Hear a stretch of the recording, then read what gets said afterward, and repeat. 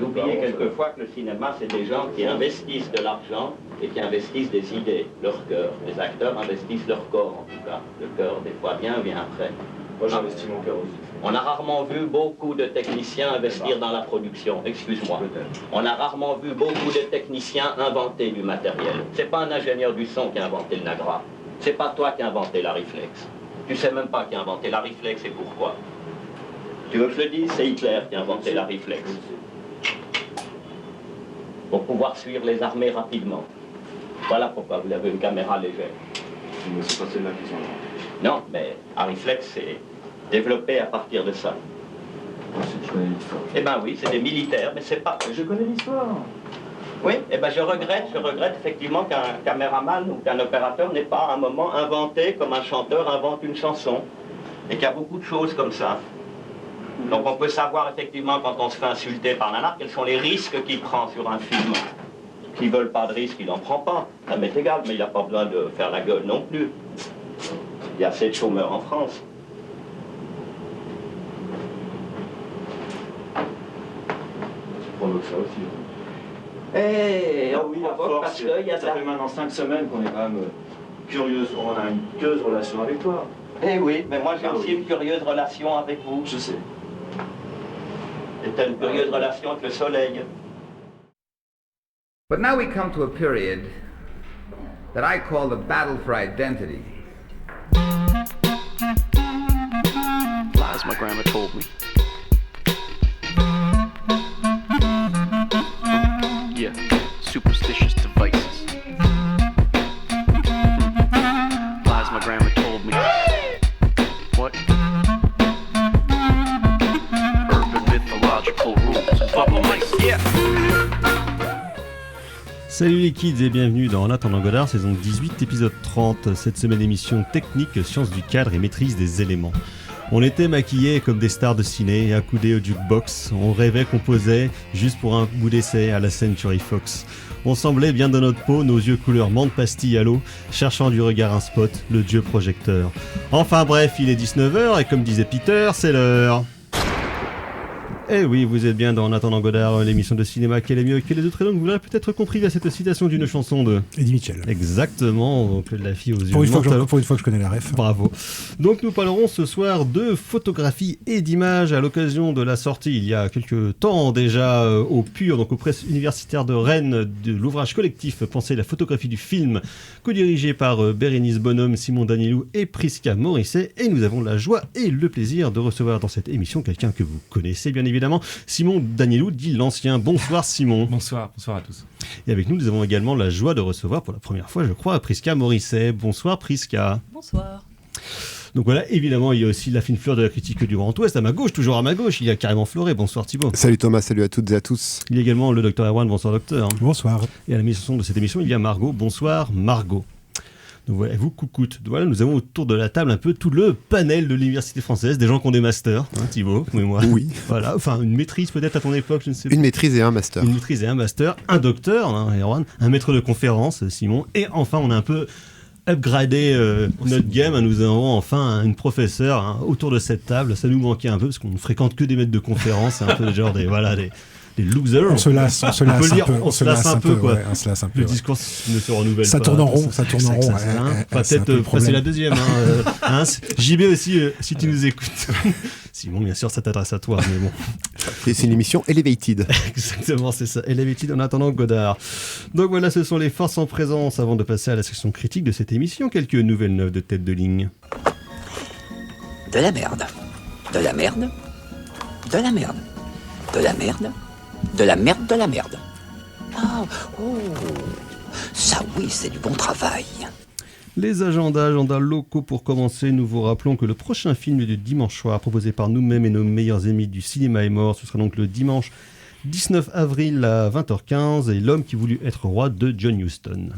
Toujours depuis la semaine dernière, un des plus beaux films d'aventure du monde. Ça va être tip top. Et on en reparlera ici évidemment en temps voulu, mais toujours à la revoir, ce sera le dimanche toute la journée, le 26 avril, ce sera la convention cinéphile organisée par l'association 97 mm, où tout plein de particuliers et de distributeurs de produits audiovisuels seront là donc pour présenter et vendre leur lessive, donc notamment. Peut-être non. L'année dernière, on était présents c'est pour ça, il me penser à la semblait bien, photographie du film, mais il y aura des collègues éditeurs et autres. Voilà, il y aura Carlotta, toujours, le chat qui fume, je crois. Rémini sera Rémini là. qui sera là, ouais. Donc voilà, toujours encore l'occasion de dépenser des centaines d'euros, Erwan. Oui, ça va être bien. Voilà, ça va être bien. Je vais sûrement trouver des trucs. Et nous referons bien évidemment, comme les années précédentes, une petite émission avec Antonin du cinéma est mort de Picking pour étaler notre bon goût sur tous les produits culturels présentés. Antonin, d'ailleurs, j'en profite. Antonin qui a prévu pour le 1er avril un monumental. Tu sais ce que c'est le film? Je sais, évidemment. Tu allais en parler. Excuse-moi, désolé de te griller l'herbe sous le pied. Oui, je vais en parler tout de suite. Mais avant ça, Cinémaniacs, donc la semaine prochaine sur le campus de Rennes au Diapason, donc le 7 avril, ce sera La Tortue Rouge, film d'animation coproduction entre le studio Ghibli et un studio français que j'ai oublié. J'avais vu en salle, j'ai aussi un peu oublié le film. Non, c'est un beau film. C'est un super film. Oui, je vous crois. Et demain au Tambour, programme Sa Cartoon avec à 18h15 une programmation de court-métrage. Il y aura quoi, Simon? Presque des textes avril. La semaine prochaine, il n'y a pas une semaine de. Non, j'ai un petit doute. C'est pas la semaine suivante? Non, je crois pas. Non, j'ai regardé hier. En même temps, dans ses mails, il met 3 fois la même date. Oui, pour des émissions différentes. Je crois qu'il y a une pause cette semaine, non? J'ai eu des problèmes de technique. Ah bon, c'est les vacances? Mary Poppins.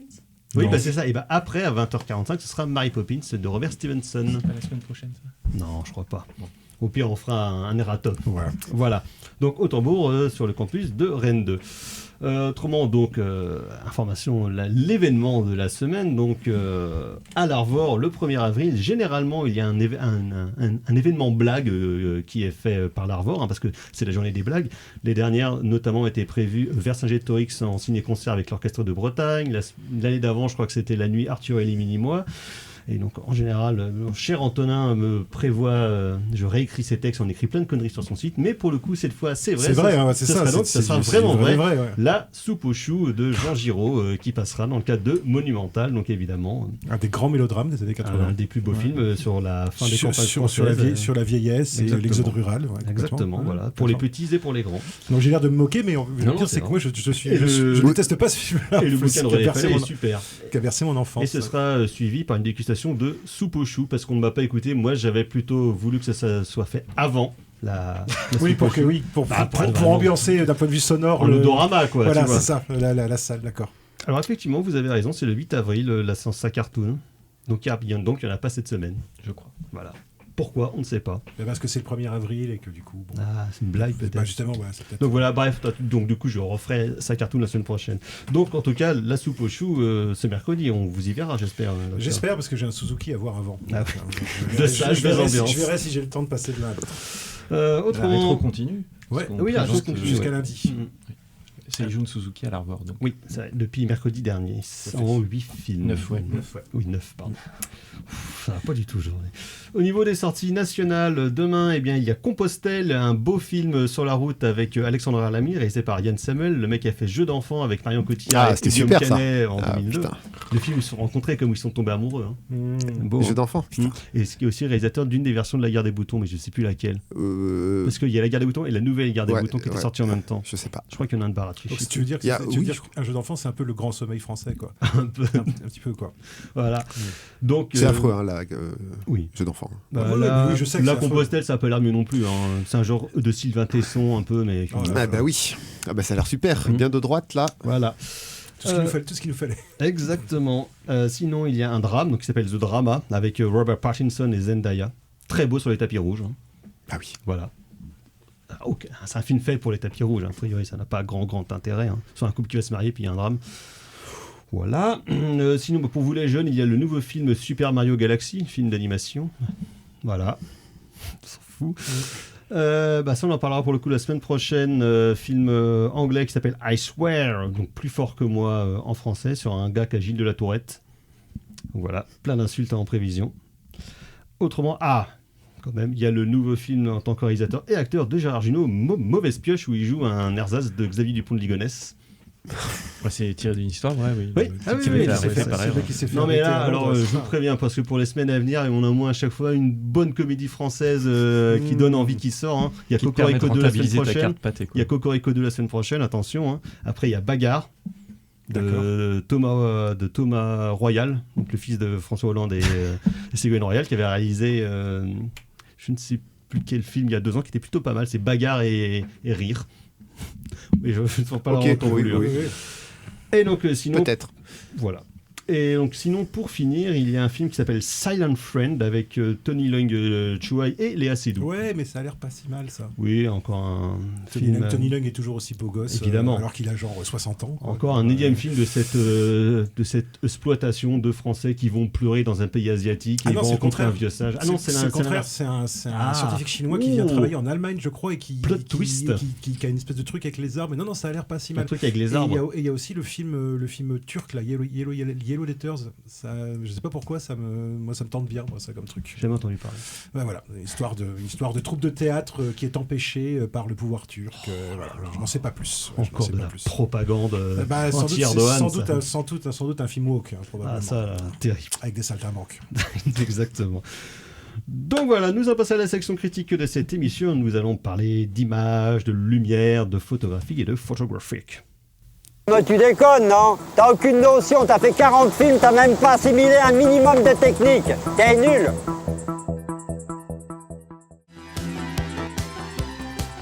Vous êtes toujours En attendant Godard sur Scylla 88.4 FM et donc c'était Dépêche Mode avec Photographic, parce que de photographique et de photographie, donc il va en être question dès à présent exclusivement dans cette émission à l'occasion de la sortie il y a quelques mois aux presses universitaires de Rennes de l'ouvrage collectif Penser la photographie du film sous la direction de Bérénice Bonhomme, Simon Danilou et Prisca Morisset.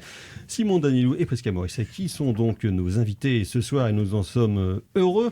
Et donc comme je le disais, ce livre, c'est l'édition des actes d'un colloque qui a eu lieu il y a un petit moment déjà les 18 et 19 novembre 2021 du colloque International Film Phot, Penser la photographie du film, Conceptualizing Motion Picture Photography, donc qui s'était déroulé à Rennes 2. Vous apprécierez, j'espère, l'effort que j'ai mis dans l'accent.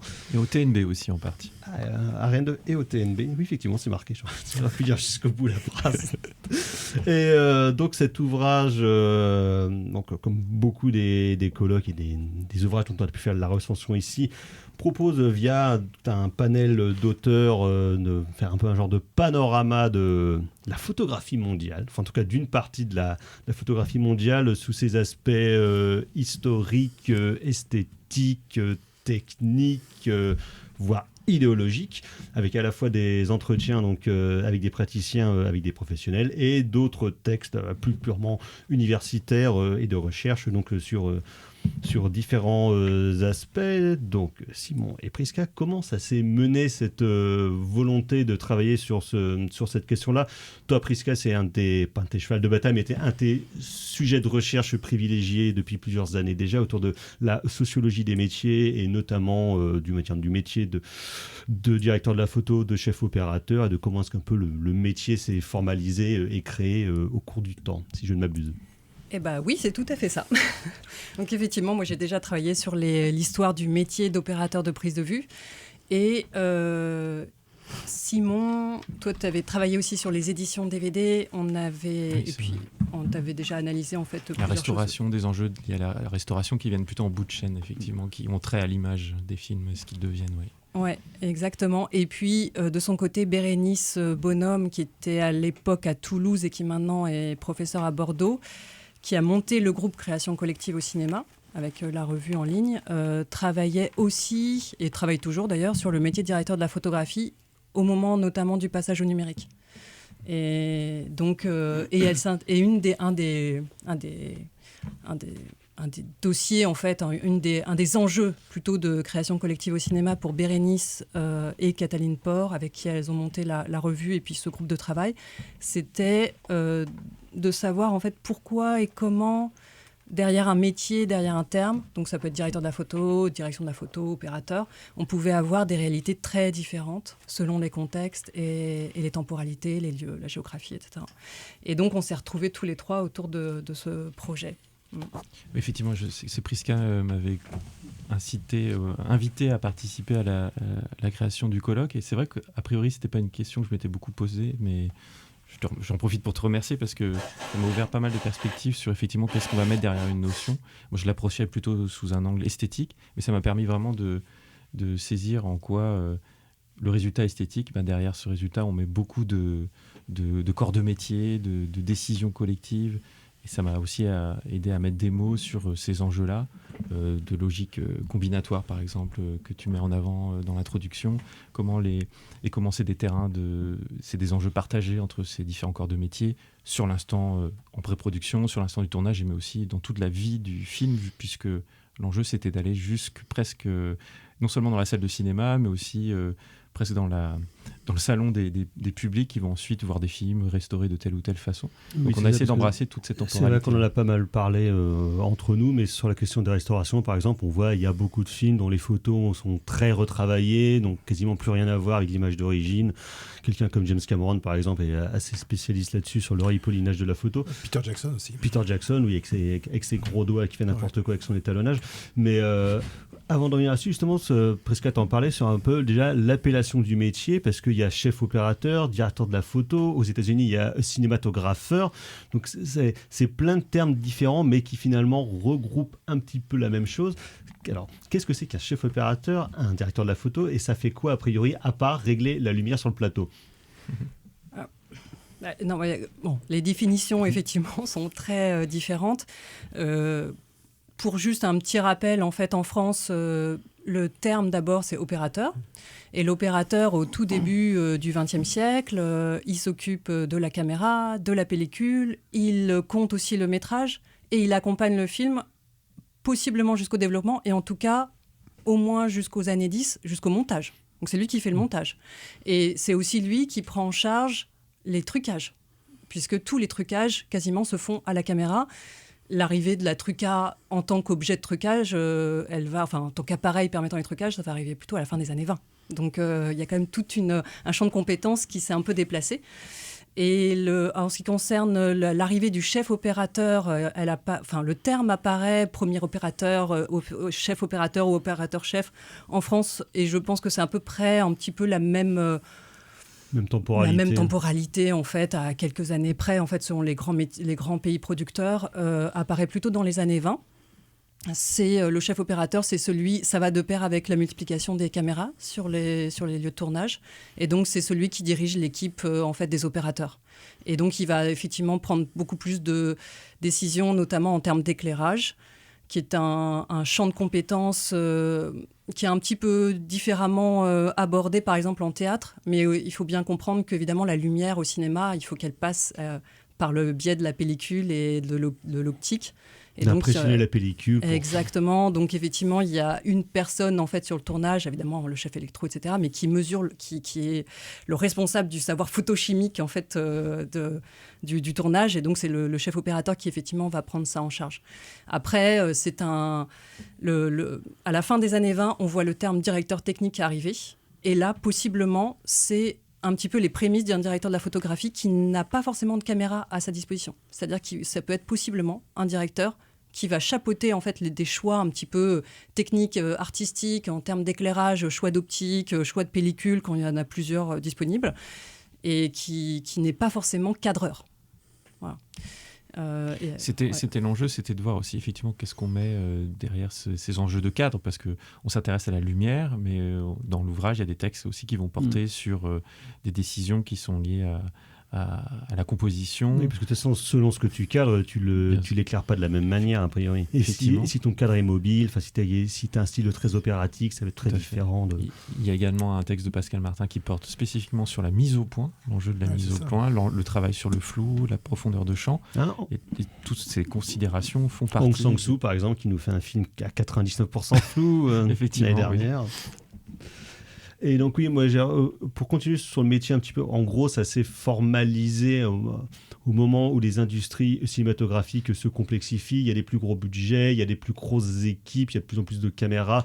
Donc il faut un peu formaliser, diriger les troupes, c'est ça exactement. Donc, au Japon aussi, c'est le cas. On a un texte qui porte sur l'équivalent au Japon, même si les termes se gravent dans le marbre de façon un petit peu différenciée, mais il y a des échos quand même.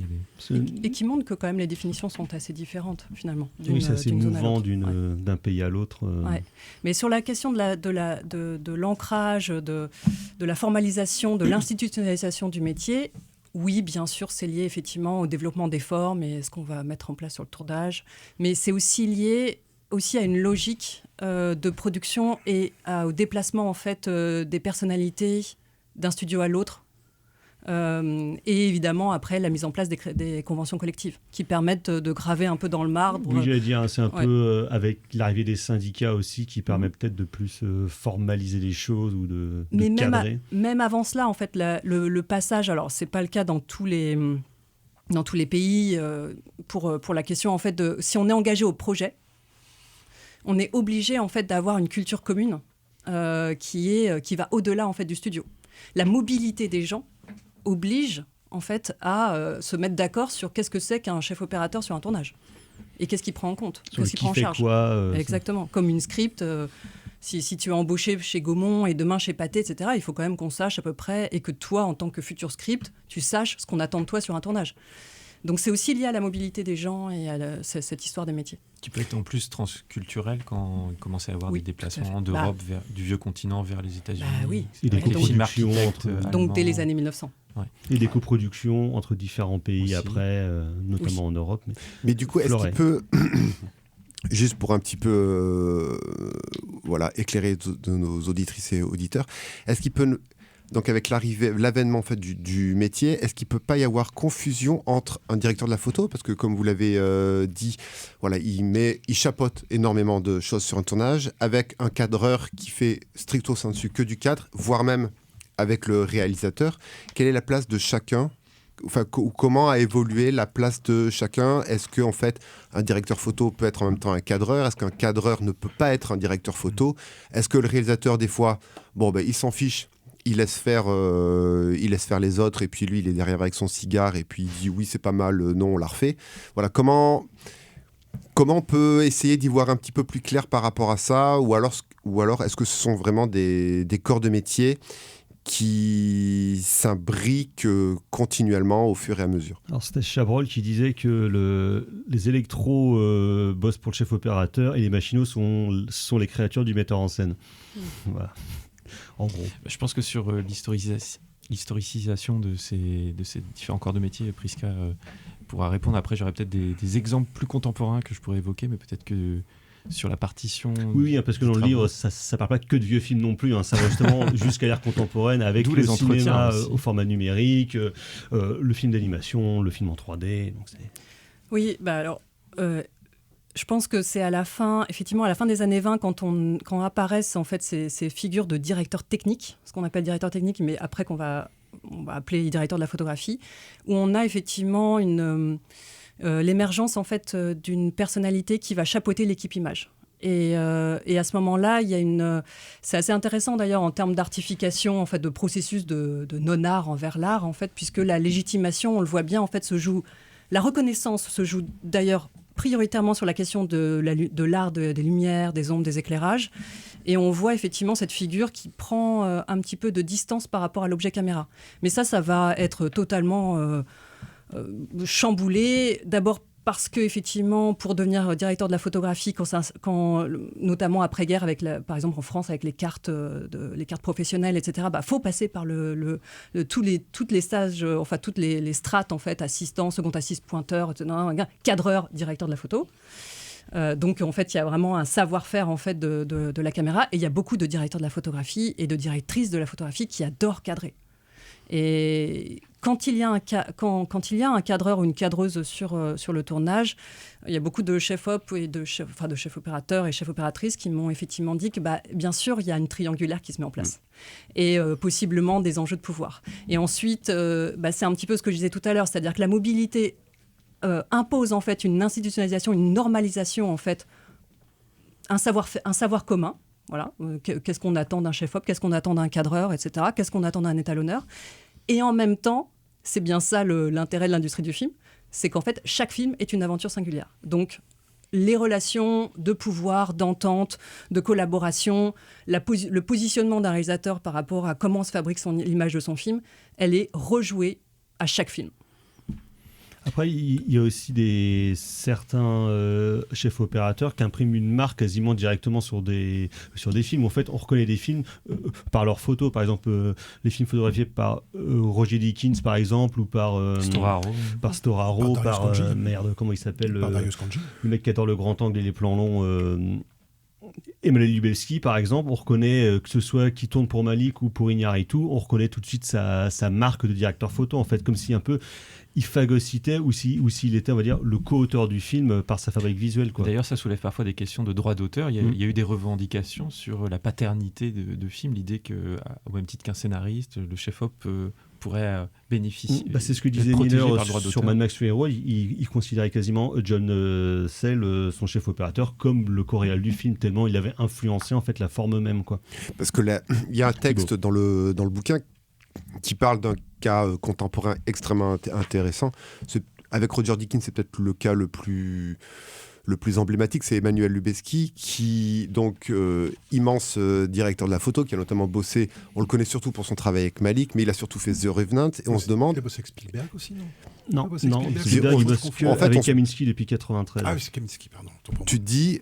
Bon, The Revenant, c'est un film de Iñárritu, c'est un film de... On ne sait pas, en fait, vraiment à qui appartient le film. Je trouve ça intéressant. Et est-ce qu'on ne serait pas... En tout cas, ça ressemble bien à un film d'Iñárritu, tellement c'est chiant. Hein. Oui, c'est pas faux. Mais on se demande, du coup, est-ce qu'on n'est pas tombé... Alors, peut-être que je m'avance dans ton déroulé, Thomas, mais est-ce qu'on n'est pas tombé non plus dans une espèce de directeur de la photographie porn, où on se dit... Bon, oh là là, c'est photographié par Darius Khondji, donc il va y avoir telle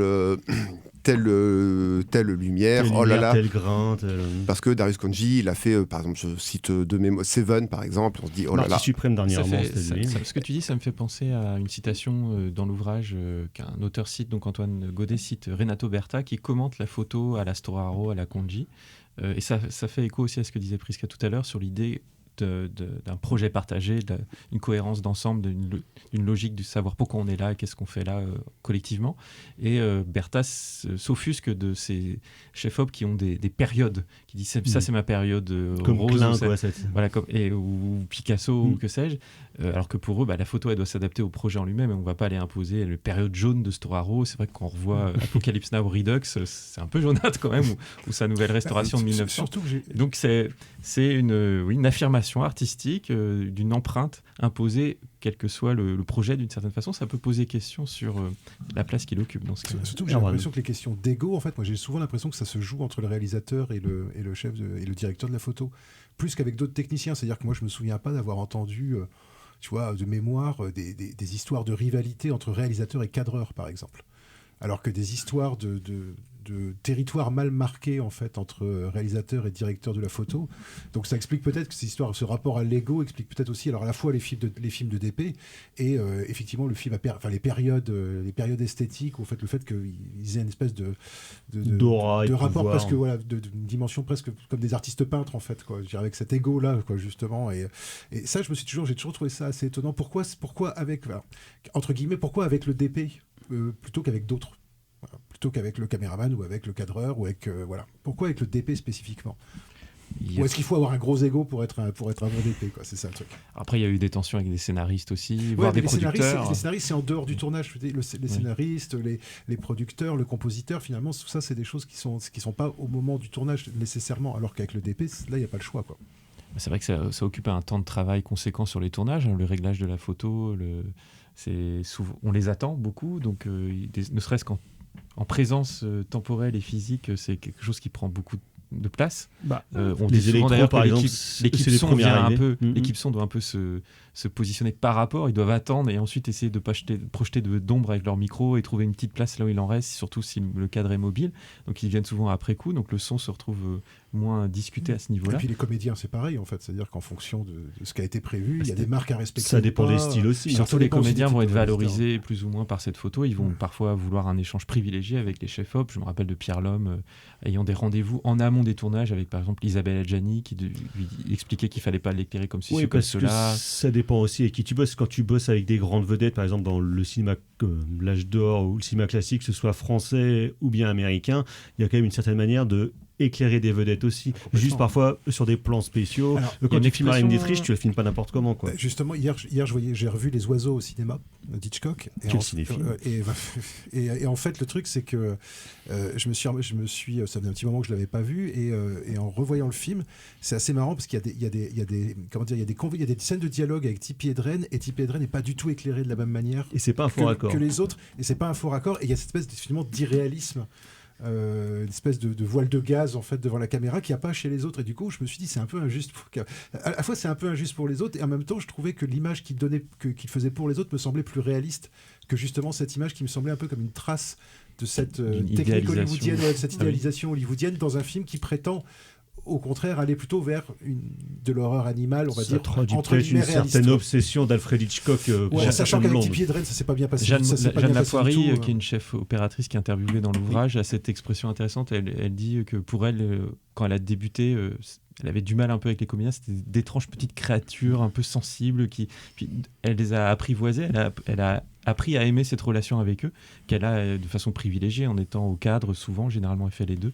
Et donc, c'est intéressant de voir aussi que beaucoup de la mise en scène au sens de direction d'acteur, elle en passe par cette relation. Tu fais comme Werner Herzog quand il parle de ses chefs-op et de ses relations avec les comédiens. Just shoot it. Go there and shoot. C'est des enjeux psychologiques et sur le vif aussi, qui créent quelque chose à l'image. Généralement, c'est ça aussi quand il y a une étincelle, ça passe généralement à l'image, mais c'est pas une science exacte. Pour revenir sur, à moins que, non, vas-y. Mais pour revenir sur cette question du cadre et de la direction de la photo, on a quelques exemples dans l'ouvrage qui sont évoqués, notamment au cours d'un autre entretien avec Manu Dacos, qui est un chef opérateur belge qui a travaillé en France et en Belgique notamment, avec Richet, avec Ozon, avec Duvels, Kata Forzani, etc. Et donc plutôt quand même un truc formaliste assez marqué, des cinéastes pour son usage de la couleur qu'il a pas mal développé grâce à Kata Forzani, son usage de la fumée, il adore faire exister. En général, le meilleur truc dans les films de Kata Forzani. Souvent, je pense que beaucoup de l'intérêt repose sur ses épaules, l'usage de la fumée chez Duvels pour faire vivre des espaces traversés par la lumière, etc. Et chez Ozon, sachant qu'Ozon cadre et veut absolument cadrer et va très vite, il ne peut pas s'occuper de ça, mais il explique comment il a appris aussi à n'être que, entre guillemets, à la direction de la photo et à trouver sa place différemment sur ces plateaux de Ozon, tout va très vite, où il utilise beaucoup le zoom, l'objectif zoom, et donc il en prend son parti, alors qu'il est capable de faire les deux, mais dans ces cas-là, il s'adapte à ce genre de cinéaste cadreur. Et parfois, il y a aussi le cas où le cinéaste est son propre chef opérateur. Il y a notamment Steven Soderbergh dans plusieurs de ses films où il prend un pseudo, je ne sais plus lequel, mais notamment sur ces deux films du Tché. C'est lui qui cadre et c'est lui qui fait la lumière de ses films parce qu'il voulait pouvoir tourner vite, notamment dans le 2, donc le Tché Guérilla, avoir un style, il s'est dit comme ça, moi, on perd pas de temps sur le plateau et je fais le cadre et puis la lumière moi-même, quoi. Et pour revenir sur les rapports avec les autres corps de métier, il y a un excellent entretien avec Jean Rabas, donc un chef décorateur français qui notamment a commencé avec Caro et Jeunet sur Délicatessen, La Cité des Enfants Perdus, et qui est notamment responsable probablement de la meilleure partie du film, donc des décors de Astérix Obélix contre César, parce que les décors de Rabas sont absolument monstrueux et merveilleux. Et il parle de son entretien, justement, de son rapport avec les chefs opérateurs et comment est-ce que tu construis un décor et comment tu penses à la couleur de ton décor. Aux ombres aussi. En rapport avec le chef opérateur, justement, de voir un petit peu la synergie entre un chef op et les autres corps de métier, parce qu'effectivement, si tu as des murs hyper sombres, tu vas pas l'éclairer de la même manière. Pareil, si tu préfères des couleurs un peu flashy, il y a ça aussi dans les Almodovar, par exemple, quand on sait qu'il y a une passion pour les palettes de couleurs et les grands aplats dans ses décors. C'est une histoire de matière aussi. De matière. Et c'est intéressant de voir dans l'entretien justement comment est-ce que ça peut être envisagé son travail comme une véritable collaboration et justement que pas un corps de métier prenne le pas sur l'autre, quoi. Oui, alors effectivement, peut-être qu'effectivement le chef décorateur, c'est un des métiers où on voit bien que la question de la photographie du film est un enjeu partagé. Mais ça, c'est vrai bien sûr pour le maquillage, c'est vrai pour le choix des costumes aussi, qui pose aussi des questions de couleur et de texture. C'est vrai aussi pour le montage. Enfin, c'est vrai pour l'ensemble des collaborateurs. Mais c'est vrai que le décorateur, comme il va dessiner, choisir les ouvertures, les lampes, praticables ou non, c'est une évidence. Et effectivement... Et de savoir avec le chef opérateur, est-ce qu'ils veulent de la lumière naturelle ou alors plutôt plein de source artificielle, parce que du coup, les ouvertures aussi dans les décors ne seront pas les mêmes. Est-ce qu'on s'éclaire à la bougie ou avec 500 watts Exactement. Et ça pose aussi du coup des questions de savoir comment cette direction artistique en fait s'écrit en fait à plusieurs et quelle est sa temporalité. Parce que quand on regarde les maquettes, donc c'est-à-dire les dessins préparatoires des chefs décorateurs, y compris des choses assez anciennes qu'on trouve dès les années 30, 40, qui sont à la Cinémathèque française, qui sont du coup pour du noir et blanc. Donc très souvent, alors, il peut y avoir des dessins en couleur, mais très souvent c'est en noir et blanc. On voit bien en fait les directions de lumière sont extrêmement précises. Et là, quand on voit les maquettes des dessins de décor, on se demande mais qu'a imaginé le chef opérateur, puisque ça ressemble beaucoup au photogramme du film. Et en même temps, c'est ce que dit aussi Rabas, c'est qu'effectivement, à un moment donné, effectivement, un décor donc, donne des indications. On peut se couler dedans. On peut aussi le contrarier. On peut aussi rééclairer en faisant un éclairage multiple, par exemple réalisme poétique ou justement Hitchcock ou que sais-je, etc., pour des besoins que c'est la star féminine, etc., etc. Donc on peut aller à l'encontre de ça et on peut aussi, au niveau de l'étalonnage, complètement transformer les couleurs qui ont été choisies et encore plus avec l'étalonnage numérique. Donc en choisissant la température de couleur de la lumière qui va éclairer un mur rouge ou un sol vert, on peut détruire ou aller dans le sens du travail du chef décorateur. Et effectivement, c'est une collaboration qu'il faut aussi envisager dans le temps. Parce qu'il y a ça aussi pas mal, par exemple, dans un certain cinéma hyper esthétique comme les films d'horreur Rital, les Bava et puis l'Argento, et aussi, de manière générale, dans toute une frange du cinéma d'épouvante et du cinéma d'horreur, d'ailleurs, peu importe les budgets, que ce soit des séries A ou vraiment des séries Z, je pense notamment à des films de Jess Franco, qui étonnamment, alors que c'est genre tourné pour le budget Kleenex de n'importe quel film, il y a parfois des photos extrêmement travaillées, alors que les films sont tournés hyper vite, mais il y a des pur truc de lumière et on sait pourtant c'est tourné dans des conditions extrêmement compliquées, souvent dans des décors naturels, tournés en un jour et demi, voire 2 films en même temps.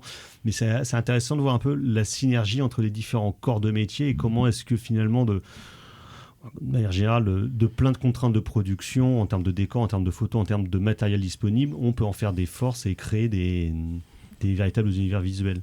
Oui, j'imagine que ça s'adosse aussi sur des industries ou un savoir-faire qui a quand même innervé tout un pan de plusieurs cinématographies qui font que même sur des budgets assez limités, on a des artisans très doués. Au Japon, c'est très sensible.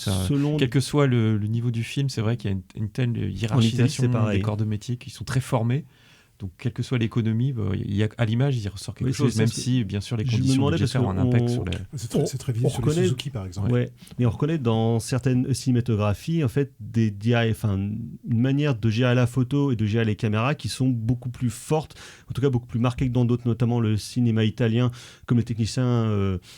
Marital, il bossait à la fois pour Pasolini, pour Visconti, mais aussi pour Umberto Lenzi. On sent qu'ils ont une véritable technicité. Dans le cinéma japonais, c'est pareil, que ce soit pour du pur bis, du cinéma d'action hyper pop, ou alors pour les films de Mizoguchi. On sent que c'est extrêmement travaillé et qu'ils ont une industrie, en tout cas, qui est vraiment formée là-dessus de manière hyper impressionnante, beaucoup plus qu'en Espagne ou en Angleterre par exemple. C'est des véritables industries de l'image ou de la photo. Comment ça a pu se formaliser, ou alors est-ce que ça s'est formalisé ou pas, les industries, comment ça s'est créé selon les pays? Vous savez ça? Je ne sais pas, qu'est-ce que tu entends par les industries en fait, je ne sais pas, donc la formation des techniciens. Pourquoi il y a des pays où ils sont plus doués que d'autres? Pourquoi est-ce que, merci de synthétiser pourquoi est-ce que nous en France, quand on fait des comédies franchouillardes, c'est toujours éclairé, mais comme un putain de plateau, parce que c'est fait pour passer sur télé. C'est fait pour passer sur TF1. On se dit, il est passé où? Voilà, exactement. Et c'est parce qu'il y a ça aussi, il y a la question de la diffusion, de quel est le canal de diffusion qui va servir pour le film. Si c'est un film qui sort avec une sortie technique, mais qui est prévu pour faire le dimanche soir sur TF1, effectivement, on va tout éclairer à tout potard. Et moi, je trouve ça d'une laideur incroyable. C'est-à-dire, il y a zéro contraste. Et pourtant, il y a bien des DP sur ces films-là. Ah oui. Voilà. Alors, je pense pas que ce soit un manque de professionnalisme de la part des Français. Là, je pense que ça a plus à voir avec les réalisateurs et les producteurs. En fait, ça dépend un petit peu ce que tu entends par lumière travaillée. C'est-à-dire que un éclairage, par exemple, un éclairage un peu type comme on en a dans les films de Godard. En fait, quand Godard en fait travaille avec Coutard et qu'il lui dit en fait tu te débrouilles comme tu veux, mais moi en fait les acteurs sont libres de se déplacer dans l'espace, tu es caméra à l'épaule, tu les suis. Et si on doit faire un 360, on fait un 360 degrés. Et je ne veux pas voir un seul fil, un seul câble et un seul projecteur. Donc bien sûr, du coup, on fait une lumière avec des petites floudes qu'on cache derrière les pots de fleurs et on va faire de la réflexion, etc. Donc ça donne une image, effectivement, qui n'a pas un clair-obscur à la Rembrandt, mais c'est extrêmement intéressant. Alors, et le fait d'avoir en fait une lumière, sans direction, dit aussi quelque chose en fait sur ce que dit le film. Donc, là, justement, pour moi, c'est pas une absence de direction. Pour moi, c'est un choix volontaire. C'est-à-dire que notamment dans ces questions de, moi, c'est ce que je suis. Moi, je supporte plus ça.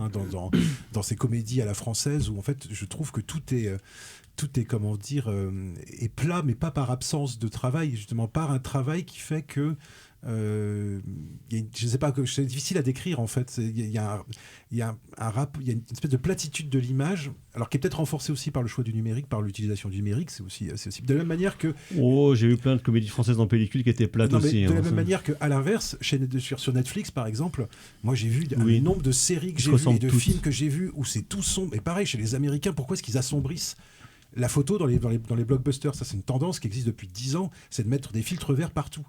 Et là, je me pose vraiment des questions sur mais pourquoi, en fait? Est-ce que le public demande ça ou, comment ces modes-là peuvent se créer, en fait? Est-ce qu'il y a des modes de photo? Oui, bien sûr. En fait, c'est toute la question de la culture visuelle. Une question qui est très, très, très intéressante à se poser, c'est comment... qui rejoue un peu ce que tu dis, mais de manière un peu plus ciblée. C'est la question, par exemple, comment on se représente le passé? Quelle couleur a l'histoire avec un grand H? En général, c'est l'automne. Ouais, ou ça peut être bleu-gris aussi, tu vois, germinal. Et Cendreux, effectivement, on va aller vers une forme de désaturation, on va faire remonter du noir et blanc. C'est toute une culture historique, en fait, de nous, comment on projette, en fait, le passé. Et effectivement, bien sûr, il y a des modes absolus. Et d'où aussi les dangers parce que dans les formes de restauration, si effectivement les collaborateurs, en fait, du film arrivent 10 ans, 20 ans après, et en fait, ils ont un petit peu la tendance, en fait, le désir, en fait, de refaire le film comme ils auraient aimé le faire à l'époque, mais en fait, ils ne se souvenaient même plus, etc. Et ils font une restauration d'un film de 95, ils vont le faire en 2015, et ils vont tout bleuir parce que c'est la mode, parce que, etc. Enfin, voilà. Donc, mais juste pour terminer, c'est qu'effectivement, une des choses qui revient sans cesse, en fait, dans la reconnaissance et la légitimation, en fait, des chefs opérateurs, il y a beaucoup de Princess of Darkness. Il y a beaucoup de chefs-op, en fait, qui sont légitimés et reconnus, en fait, pour leur capacité à aller vers assez loin dans la sous-exposition, etc. C'est beaucoup plus... Et je pense qu'une des choses les plus difficiles, c'est aussi d'aller vers la très légère surexposition et de bien le maîtriser. Et un des maîtres pour ça, c'était Ricardo Aronowitz, qui avait des blancs absolument éclatants dans certains films de Ruiz ou des choses comme ça. C'est somptueux et ils sont très rares, les Princess of Lightness. Enfin, c'est beaucoup plus difficile à... C'est plutôt l'héritage Gordon Lewis. Et puis chez les films d'Eastwood, on a beaucoup de chefs-op qui vont beaucoup dans le clair-ops, qui dominent un peu. Tom Stern, qui est le chef-op de Clint depuis 40 ans. Et tout ça. Thibaut. Mais du coup, on en est où maintenant du métier de directeur de la photo? Parce que ça a été évoqué. Maintenant, il y a l'étalonnage, surtout depuis l'avènement du numérique, il y a l'étalonnage en fait qui se met en place. Donc, on étalonne en post-prod et puis le film sort. On réétalonne au moment de la diffusion télé. On réétalonne au moment de la diffusion ou de l'exploitation en DVD Blu-ray et on va potentiellement réétalonner dans 30 ans quand le film va être restauré. Du coup, est-ce qu'on est sur une... Or, du coup, est-ce qu'un directeur de la photo peut être étalonneur? Est-ce que, du coup, on est sur une perte de légitimité aussi du directeur de la photo ou en fait, il ne serait maintenant plus qu'un technicien lambda au service d'un étalonneur ou d'un potentiel cahier des charges type la photographie lambda qu'on peut trouver sur les plateformes. C'est vrai que bientôt, ça sera fait. Et du coup, on peut y aller. Par rapport à l'IA également, en fait, est-ce que ce métier a un avenir ou est-ce que finalement on restera sur... Est-ce que le cinéma a un avenir? Non, mais est-ce qu'on restera sur un pur, en fait, un technicien, j'ai pas envie de dire lambda parce que ça serait manquer de respect à tous les techniciens. Un technicien parmi d'autres qui finalement,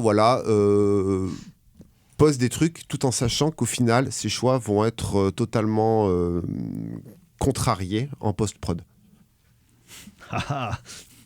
Oui, c'est un enjeu très sensible depuis déjà au moins 20 ans. Les chefs-op, par exemple, élaborent ce qu'ils appellent des LUT, des look-up tables, qui permettent de donner une idée de l'image qu'ils vont souhaiter voir conserver et souvent créée en collaboration avec l'étalonneur. Là encore, s'il y a de la collaboration, ça peut bien se passer. Ça dépend comment les choses sont poreuses ou pas.